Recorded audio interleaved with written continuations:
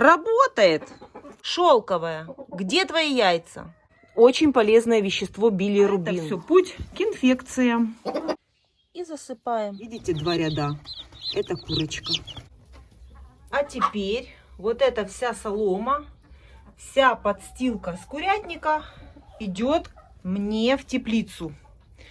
Я уже много лет показываю, как я готовлю свою теплицу к посадкам, к летнему сезону.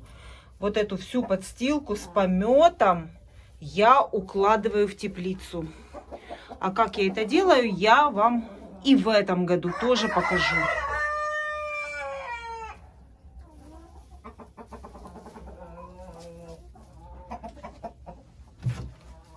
Это солома со свежим пометом. Все идет в дело. Все идет для большого урожая.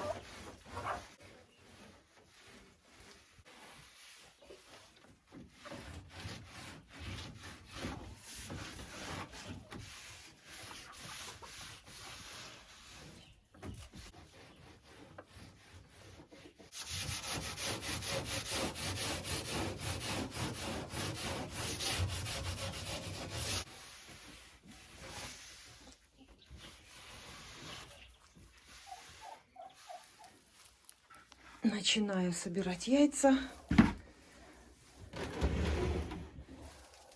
2 зеленых.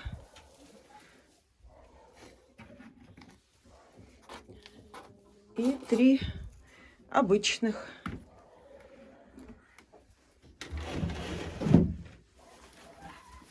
Следующее гнездо. Так. Вот столько яиц.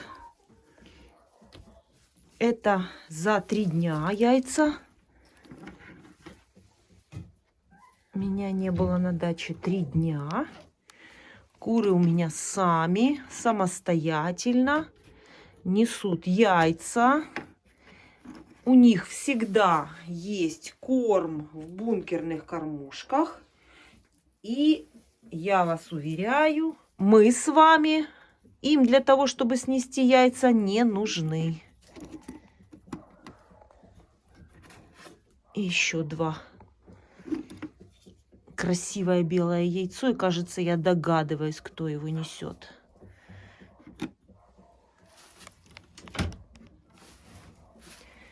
И еще ниже еще одно гнездо. Здесь помесная курочка с мараном. Петух, маран и обычная курочка. Цыпленок такой пары несет вот такое яйцо.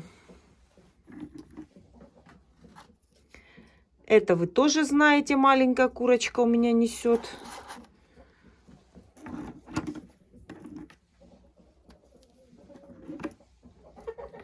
все загляну.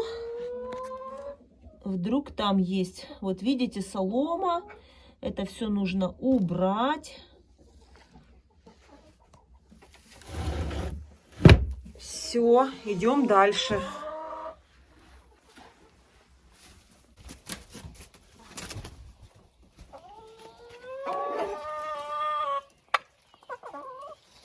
Дальше это у меня чубатые куры во втором вольере.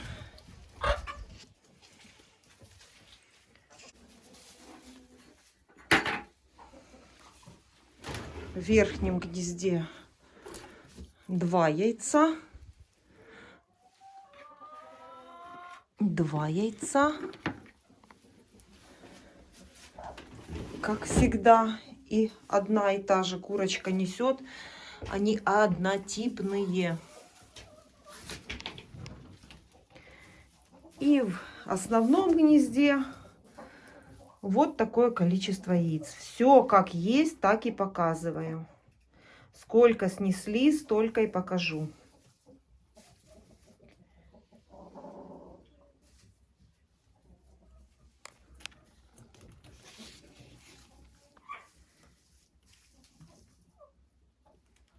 Твое? Есть тут твое или ты сейчас в отпуске?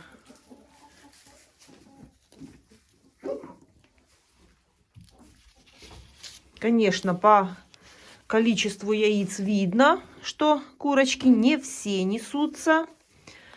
Вот, допустим, вот яйцо. Вот эта курочка, маленькое яйцо снесла. Эта курочка будет отдыхать. И нестись уже не будет. Занесется через несколько дней. Обычно это бывает месяц-полтора. Зеленая. И еще 3 яйца.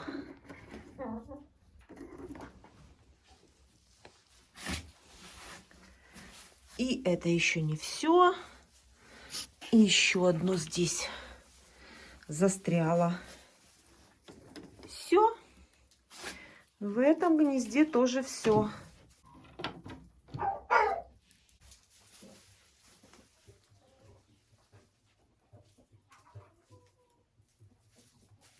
Вот, кстати, эта курочка, которая помесная с мараном. Вот такое яйцо она несет. Видите? Оно чуть-чуть светлее, чем у марана, но тоже темное. Вот такая получается курица. Помесь петух-маран и моя чубатая. Прекрасная курочка.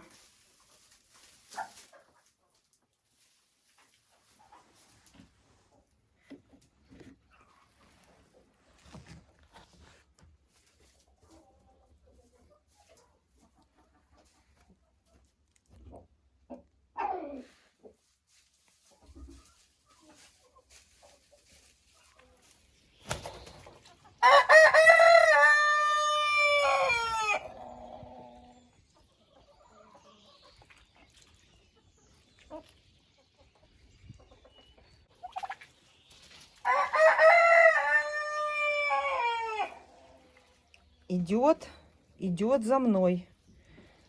Я иду, и она рядом со мной. Ну, заходи ты. Нет? Заходи. Заходи, пошли яйца соберем твои. Ты снесла яйцо? Вот давай. Показывай, где. Показывай, где яйцо твое. Здесь цыплята тоже уже хорошо обжились. Все у них хорошо. Довольны.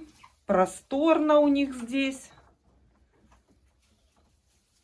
Кушать есть, вода есть. Что еще нужно?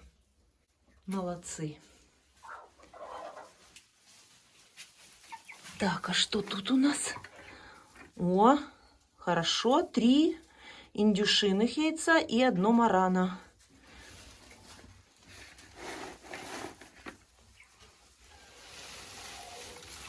И, наверное, вот это пластиковое я уже уберу. Оно, если честно, наверное, может быть, даже и мешает им. Уберу его. 3. Смотрите, какое большое, красивое, вот стандартное яйцо индюшки. Вот такое должно яйцо быть. Это маленькое еще яйцо. Так. Аккуратно. Ну и это приближается к стандарту. И яйцо марана. Красивое, чистое. Наверное, только-только снесла. Еще не успели запачкать. Вот так отличается яйцо марана и от помеси с мараном. Шоколадный цвет и немножко посветлее. Ставлю гнездо на место, чтобы никто не заподозрил, что я забрала яйца. И главное, чтобы ящик стоял устойчиво. Если индюшка станет на борт этого ящика, чтобы этот ящик не перевернулся. Это самое главное. Все, я думаю, что хорошо стоит.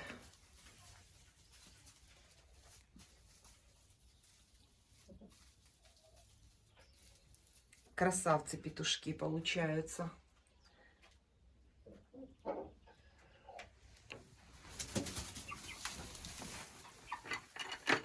Все, осталось собрать в теплице.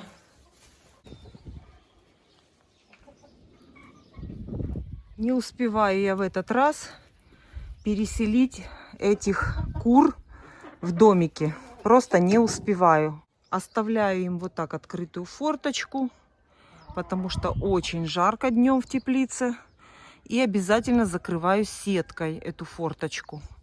Когда я уезжаю, здесь все закрыто сеткой, чтобы никто, ни кот, ни хищник, никто не мог туда залезть.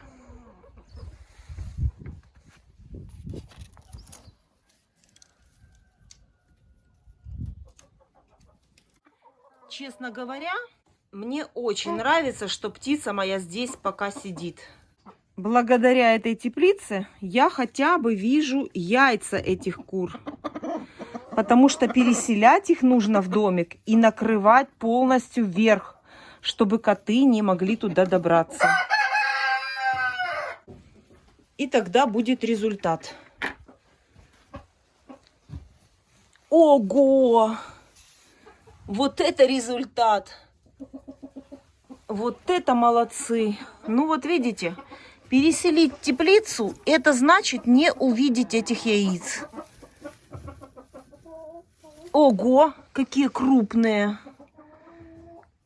Крупные такие, тяжелые. Молодец, курочка. Молодец. Вот она. А ты что? Где яйца? Шелковая. Где твои яйца? И араукана. Яйца араукана. Голубые яйца. Меня, кстати, спрашивали, как на вкус эти яйца. Вы знаете, что я хочу сказать? Эти яйца на вкус, ну, я не гурман, мне они как бы такие же яйца есть яйца. Но единственное, что эти яйца полезные. Полезные тем, что у них содержится очень полезное вещество билирубин. Это единственное яйцо, которое содержит это вещество. Поэтому она как бы не ощущается на вкус, эта польза, но польза колоссальная. Билирубин – это очень важный элемент состава крови у человека. Закрываем и ничего не трогаем. Не нарушаем гнездо. Все сухо, красиво. Значит, шелковые просто не несутся сейчас. Здесь 2 шелковые курочки. черненькая и серенькая. Пока что отдыхают.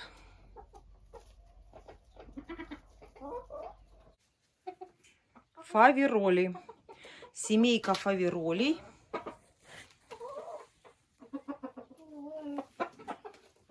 О, смотрите, новости. А чего это тут яйцо лежит? Кажется, я догадываюсь. Наверное, какая-то из них начинает нестись, разносится. Да? Это у кого-то первое яйцо беспризорное. Обычно вот так вот курочки бросают, где попало. Это первое яйцо может быть. Хорошо. А в гнезде мы соберем яйца, которые несет курочка уже. О, смотрите, помните, поругала в прошлый раз, сказала, что это такое, почему все время 2 яйца? Работает. Видите? Все-таки работает. Сказала, где яйца, почему 2 только? И, кстати, смотрите, одно кремовое, а одно белое. Классно. Кстати, цыпленок фавероль вылупился из этого яйца. Я передавала, по-моему, 2 яйца фавероля. И вот один цыпленок с 5 пальцами приехал опять домой. Уехал яйцом, приехал цыпленком. Ну, красавица же, посмотрите, какая красавица курочка. Все, вот такой вот у меня в этот раз сбор яиц. Мою теплицу. Думала не показывать, но, в принципе, если я показываю все, что делаю, то и это тоже должна показать. Уже все намочила с помощью шланга и воды, и вот и сильного напора. Это я только намочила и сбила всю пыль и грязь. А теперь все вручную буду тереть. Каждый лист поликарбоната. Все это нужно рукой вытереть. Одним шлангом это все не смывается.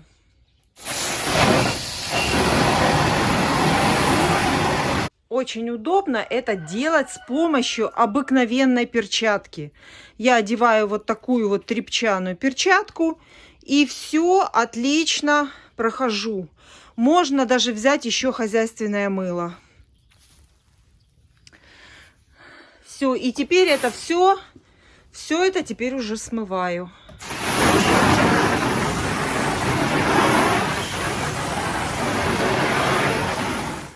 Очень сильно вымывать ниже этого профиля нет смысла, потому что когда я перекапываю вровень этого профиля. Все, одна сторона у меня уже готова. Приступаю к следующей. Вот смотрите, как поднимается уровень, когда перекапываю в теплице вместе с соломой с пометом. Вот, было вот так вот. Смотрите, ориентируйтесь по вот этой планке. Видите, какое расстояние? А когда перекапывается, вот вровень этой планки поднимается земля.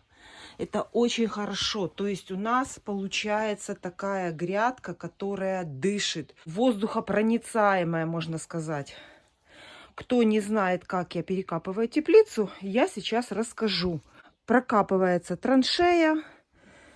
И копаем как обычно. Все как обычно копаем. Только ряд.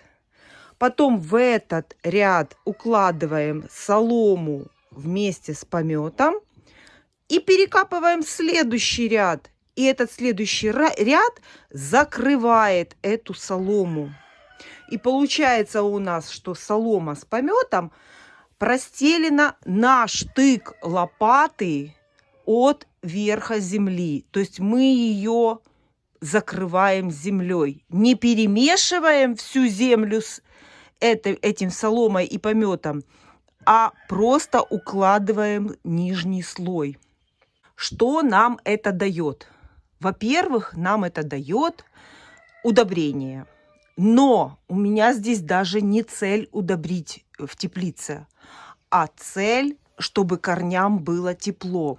Корням тепло, и у них там создается такой микроклимат, когда они достают этой соломы, и очень хорошие урожаи. Корни греются. Этот помет с соломой дают тепло. Они выделяют такие вещества, которые греют землю из-под низу. То есть это получается своеобразный термос. И так я делаю каждый год. Сразу скажу, ничего не горит, никакие корни от помета не горят. Делаю так много лет. Можете посмотреть мои видео. Каждый год я показываю, как я это делаю. И летом показываю урожай, который я собираю при такой перекопке. А конкретно, как это делаю, сейчас покажу.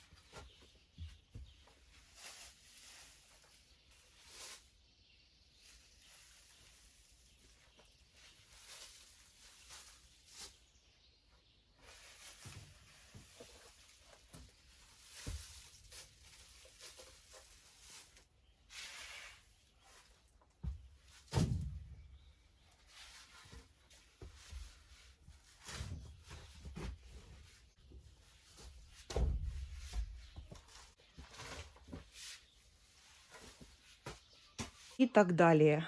У меня здесь куча соломы с пометом.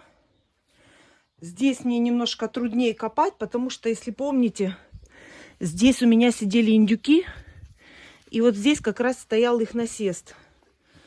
И можете себе представить, что у меня здесь еще слой помета индюшиного с соломой.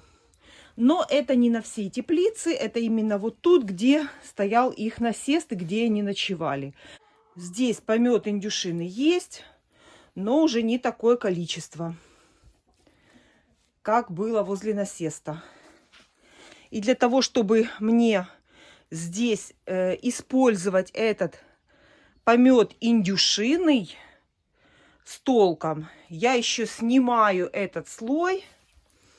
Вот здесь бросаю на сторону и буду его равномерно распределять по всей теплице, по всей площади теплицы. Не только солому, но еще вот свежайший помет индюшиный. Ну и как знаете, что в этом году в одной теплице жили куры, во второй индюки. А обычно у меня куры живут в обеих теплицах зимой. И это еще тоже дополнительный помет. Дополнительный помет к вот этому, к этой подстилке из курятника. Поэтому куры это не только вкусное мясо, но и удобрение. Ничего не выбрасывается. Подстилка из курятника тоже идет в дело, и она является очень ценным продуктом. Вспомнила очень важный момент. При такой подготовке теплицы к посадкам очень важен регулярный полив. Ни в коем случае пересыхать эта теплица не должна. Вы должны обеспечить здесь регулярный полив. Как вариант, капельный. Капельный полив очень хорошо справляется с этой задачей. Вот тогда действительно будет хороший большой урожай.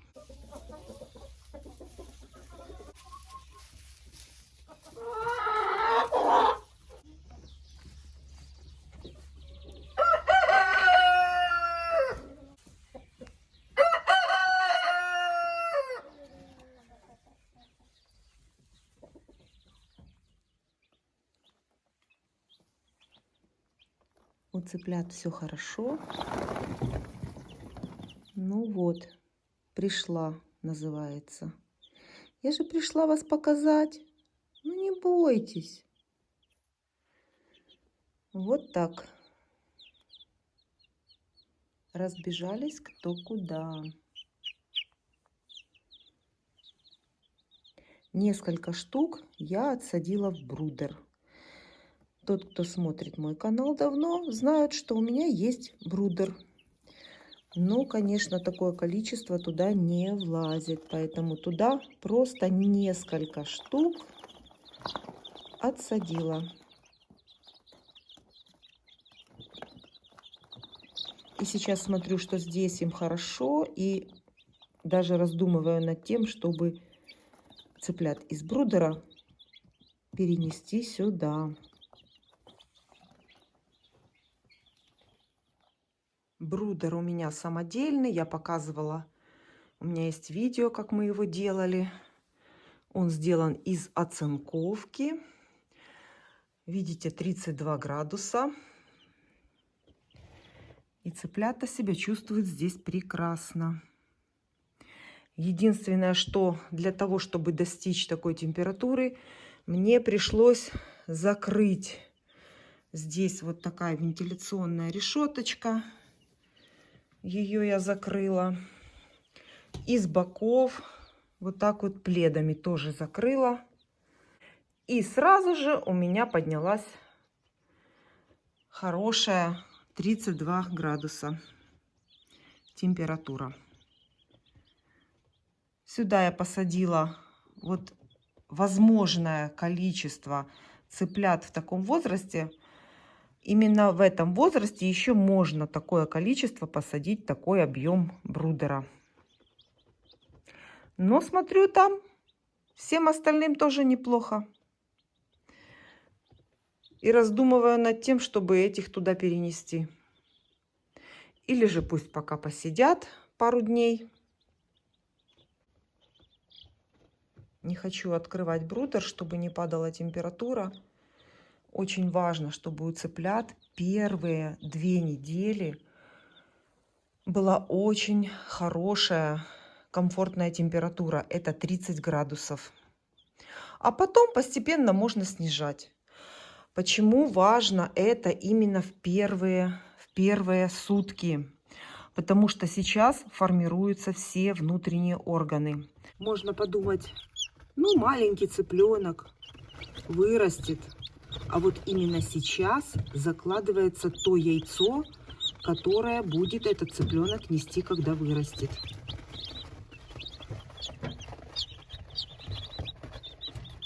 Поэтому очень важно, чтобы сейчас соблюдалась температура 30 градусов.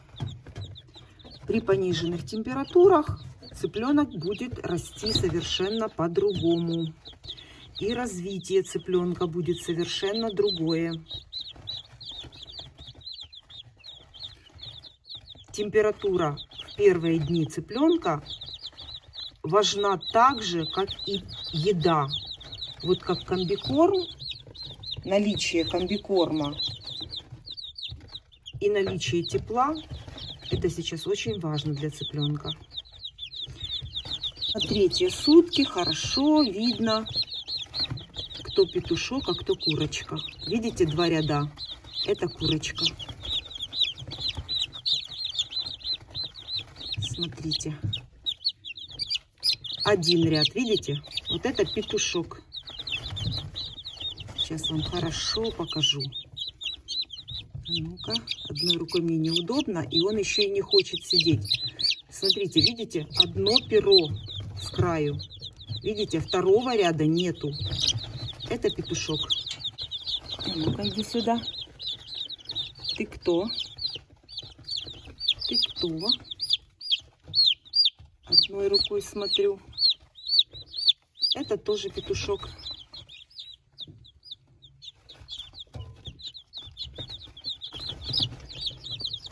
Курочка. Видите? Вот 2 ряда крылышек. Петушок. Смотрите. Вот хорошо видно. Видите? один ряд. Второго ряда нет. Петушок. Все закрываю, чтобы им было тепло.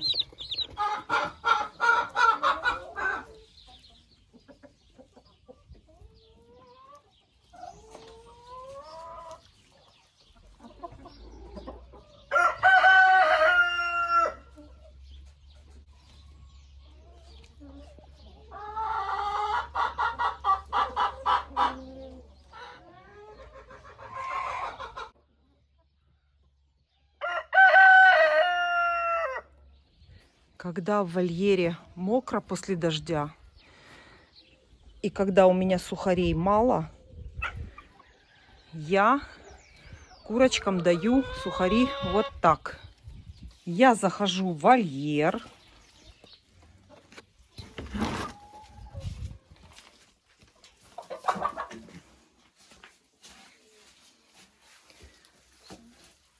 Ставлю ведро в помещении.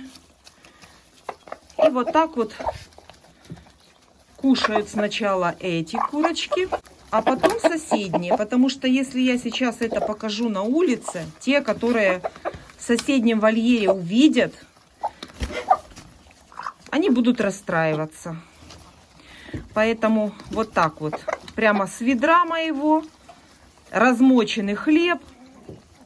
Такого количества, чтобы я могла дать и тем, и другим, и тем более насыпать я не могу, потому что очень после дождя грязный вольер. А это все путь к инфекциям.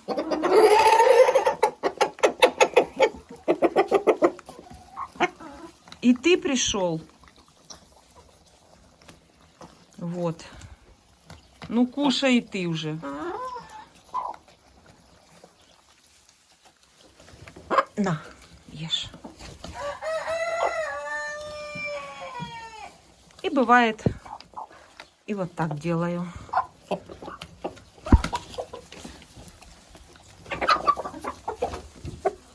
И вот они сейчас половину съедят, и я пойду к следующим.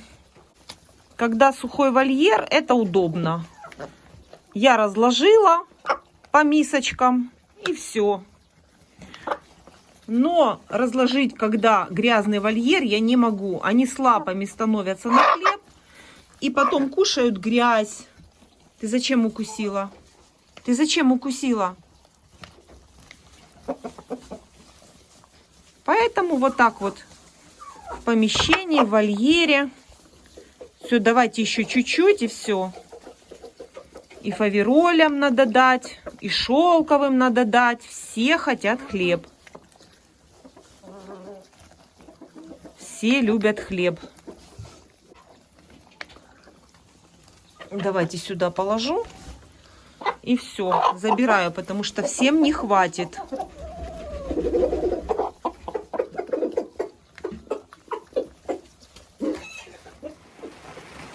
Перекапываю в теплице и укладываю солому.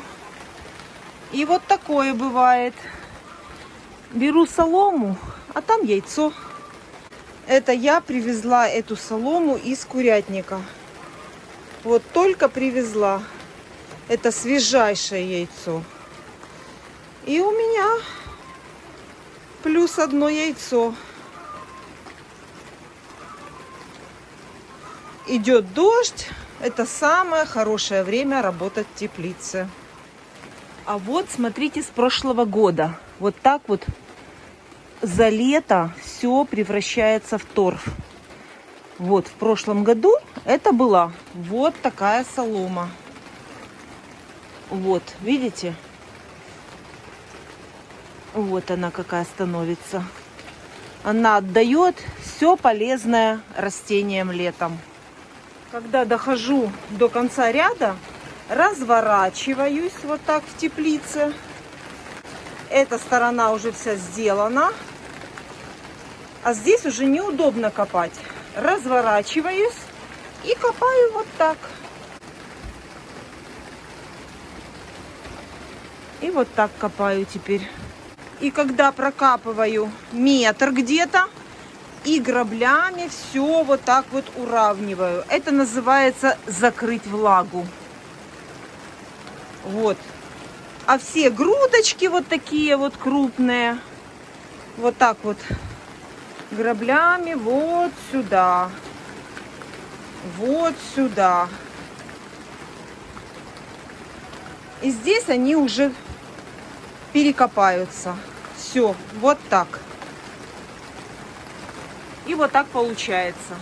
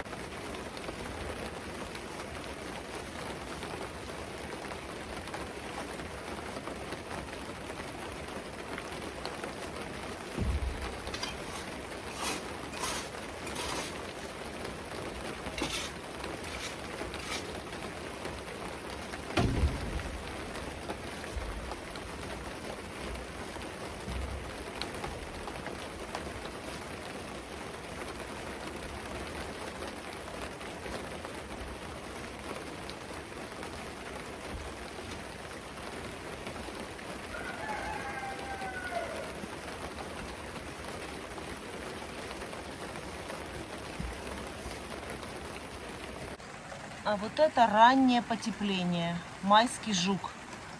А у нас еще март. Иди еще спать. Майский жук проснулся в марте.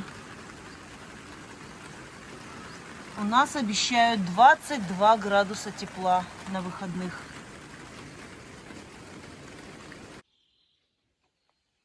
Не скажу, что это легко. Это совсем нелегко. Но вот сегодня с 7 утра до 3 часов дня я закончила. 6-метровая теплица. Я закончила. Ну, конечно, я отвлекалась на цыплят. Ходила, проверяла все время, чтобы температура была у них такая, как надо. В курятник ходила иногда. И вот с 7 часов до 3 дня. Теперь я укладываю сразу капельный полив. Каждый год говорю себе переделать этот капельный полив. И опять в этом году будет работать мой старенький, мной придуманный вот такой вот капельный полив. Сейчас буду раскладывать и монтировать. Потому что если потом сделать посадки, будет очень неудобно прокладывать капельную ленту. Самое первое, что я люблю сеять в теплице, это редиска и шпинат. Ну и укроп. Делаю канавку и очень хорошо заливаю водой. Редиска воду любит, и она сразу быстро взойдет. Обязательно редиску надо сеять в мокрую землю. Это у меня получается 2 полосы очень-очень близко к дорожке центральной. Это у меня технические 2 полоски именно для редиски. Редиска убирается урожай и больше ничего не сажается. То есть это промежуточные 2 такие полосы, которые служат мне только для раннего урожая. Редиску я буду сеять селесту. Я уже много лет ее сажаю и всем вам рекомендую. маленькая розеточка зелени и большая редиска. И очень быстро. Раскладываю семена на расстоянии приблизительно вот этого пакетика. На расстоянии приблизительно спичечной коробочки. Это если вы хотите крупную редиску и очень быстро. Если вы посеете гуще, редиска будет позже и будет мелкая. Раскладываю, покажу, как я это сделала.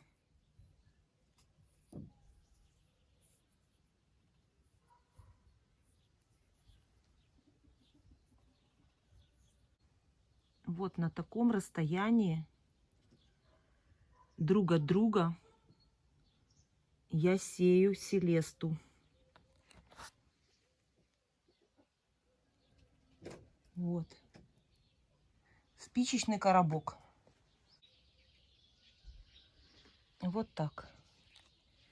И засыпаем приблизительно сантиметр. И сверху я не поливаю. Все.